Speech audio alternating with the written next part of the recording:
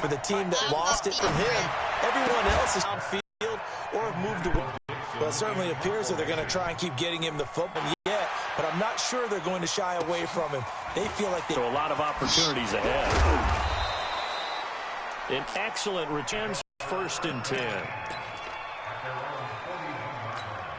The AFC offense as they come up here 1st and 10. Fancy footwork at midfield. And he'll take this to the other side of midfield before going out of bounds. A gain of 11 to kick off the drive. He continues to be effective running the football, a big reason that they have the lead. And I love one of the quotes that I read about him where he said of himself, there he goes, right side. And all the way in for the touchdown. That was great. James Conner, what is going on here? 4 first-quarter touchdowns. Unbelievable. And the AFC just continues to pour it up. And he takes off with it. It's a fake. And that rushing touchdown is 4th, puts him just one shy.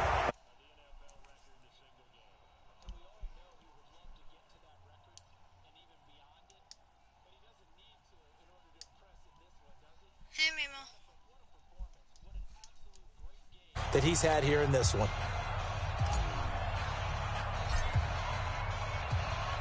Set now to kick this one away, and off it goes. This fielded at the 2. And he'll get across the 20 before he's brought down at about the 23-yard line.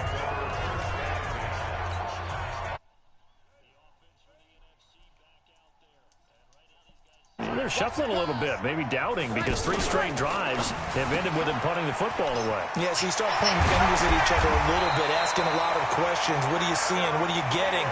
Maybe trying to narrow simpler rather than more complex in order to try and fashion together a drive. When you're struggling on offense, you're looking for anything possible to get you going. Sometimes you do it like basketball teams that don't normally press. You put a press on, bring people to life, make them move a little bit quicker. Maybe that'll help them as they head towards the half. A gain of 6 there. His teammate used to tell me all the time, I hate experienced quarterbacks because no matter what, you really can't hide what you're doing. And I think that right there, he knew right away where the blitz was coming from, where his primary guy was going to be, and he ended up going to a secondary target for a nice game. I was just going to ask you, that wasn't the primary target. He's so good at that, isn't he? I think he knew right away that he wasn't going to get to his primary guy. I think he read that as soon as he got to the line of scrimmage, knew where the pressure was going to come from, and said, I know how to beat that, and that's what he did. And he is tackled inside the 40, not quite to the 30. First half for him, and this one is a first.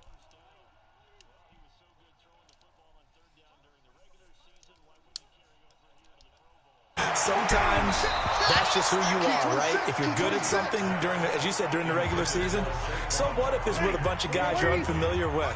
It's third down, he finds a way to convert. I would say it'd probably be a good idea for him to reintroduce himself to his receivers at the half because they're definitely on different wavelengths. But I also don't advocate waiting that long. Next series, before you get out there, hey, let's get together, guys. Let's get this thing moving. The numbers for the NFC on third down. They've only converted once in 4 tries. Here it's 3rd and 3. This is the Rams' Todd Gurley, his 3rd Pro Bowl in 4 seasons. And inside the 20 before he's brought down. 12 yards there as they move the chains. That's quite a spot there for his first carry of the game, but obviously they had plenty of faith in him, didn't they? No question about it. And here, why not go with the fresh legs? Able to push forward, pick up that first.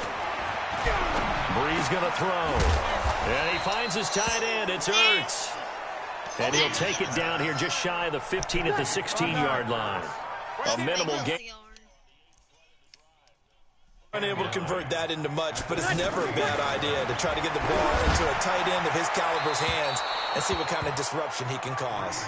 Now a second down throw for the end zone, but it's incomplete. I tell you, Brandon, this defense is playing with some confidence. Haven't allowed a point yet. Flying to the football. I'm telling you, it's almost 11 to the ball on every snap. Another nice job there to force an incompletion. Meanwhile, on third down, they take a shot at the end zone. but it's incomplete. Certainly looked like they were getting ready to convert there on third down, but what an effort to get his hand on that one, knock it away, and brings up a fourth down decision. In this first half of football. We remind you that coming up at halftime, Jonathan Coachman will be alongside. He'll have highlights and analysis from Orlando of this first half of action. Solid return, pretty good field position. They'll start at the 32-yard line.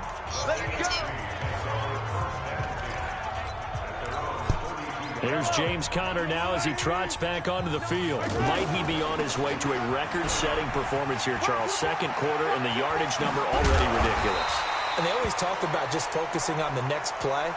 But sometimes it's okay to dream big because I'm focusing on the fourth quarter already. Listen, I don't blame you, though, because we could be witnessing some type of history here, and it's being done by him and, of course, the big guys up front. He's got daylight. And he will take this in for an AFC touchdown. James Conner.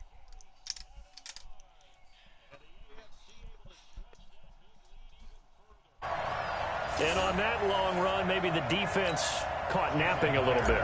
The concentration level may not... Oh, they flip it to the kicker. He looks like he's going to throw it. This will be caught just inside the 10. And make him 4 for 4 now on two-point conversions as he'll take...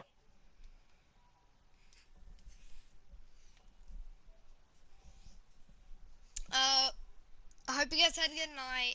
I'll be ending my stream. Goodbye. Shout out.